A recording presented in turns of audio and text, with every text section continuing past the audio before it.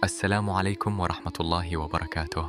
Sahabat fillah, ada orang yang menangis karena dosa, ada yang biasa saja, dan ada yang lebih mengerikan. Dia bangga dengan dosanya. Kalau hari ini kita masih bisa merasa takut, itu nikmat.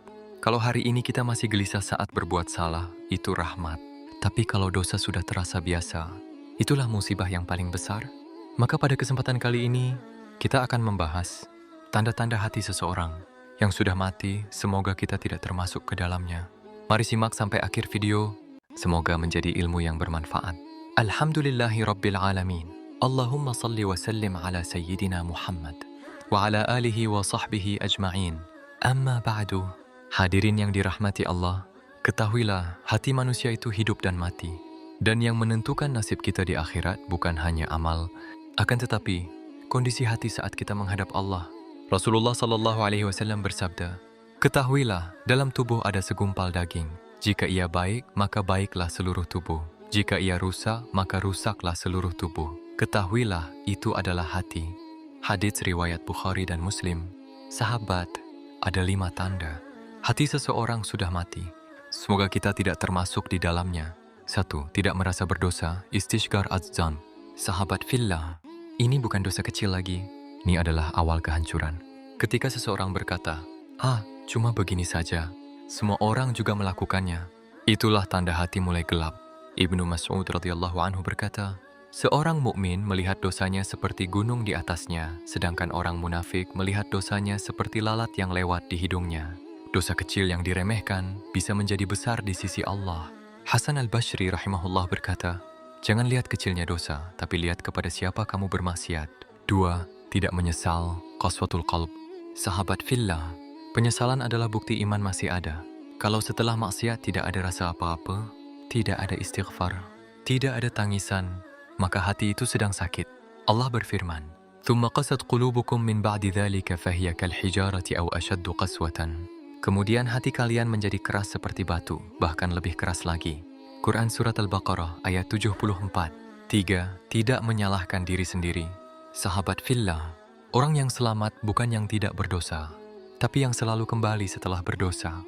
Dia akan berkata, "Ya Allah, ini salahku, bukan takdir yang harus aku salahkan." Inilah jiwa yang disebut Allah, an-nafsil lawamah, jiwa yang selalu mencela dirinya. Quran Surat Al-Qiyamah ayat 2. Kalau kita selalu menyalahkan orang lain, selalu punya alasan untuk dosa, itu tanda hati mulai mati. Kemudian keempat, tidak segera bertaubat. Sahabat fillah, berapa banyak orang yang berkata, nanti kalau sudah tua, nanti kalau sudah siap, padahal kematian tidak menunggu kesiapan kita. Allah berfirman, "Hatta idza jaa ahadahumul maut qala rabbirji'un." Hingga ketika datang kematian, dia berkata, "Ya Rabb, kembalikan aku." Quran Surat Al-Mu'minun ayat 99. Tapi penyesalan saat itu sudah tidak berguna. Taubat yang diterima adalah sebelum nyawa di tenggorokan. 5. Putus asa dari rahmat Allah. Sahabat, ini yang paling halus. Ada orang yang berkata, dosa saya terlalu banyak, Allah tidak akan ampuni saya. Ini bukan rendah hati, ini jebakan syaitan. Allah berfirman, "Innahu la yai'asu min rauhillahi illa al-qaumul kafirun." Tidak ada yang berputus asa dari rahmat Allah kecuali orang-orang kafir. Quran Surat Yusuf ayat 87. Selama masih hidup, pintu taubat terbuka. Sahabat, kebalikannya, tanda hati hidup. Sahabat fillah, kalau kita masih punya ini, bersyukurlah. Masih merasa berdosa, masih menangis saat doa, masih ingin berubah, masih merasa kurang dalam ibadah, itu tanda Allah masih sayang.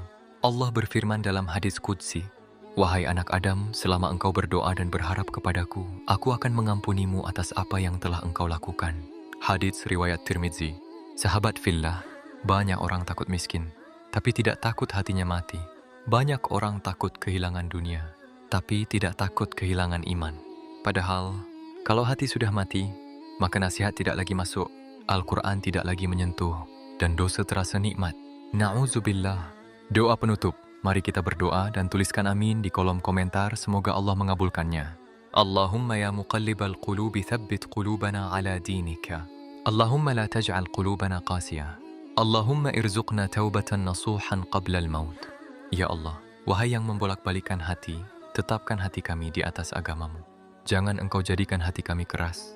dan karuniakan kami taubat sebelum kematian datang.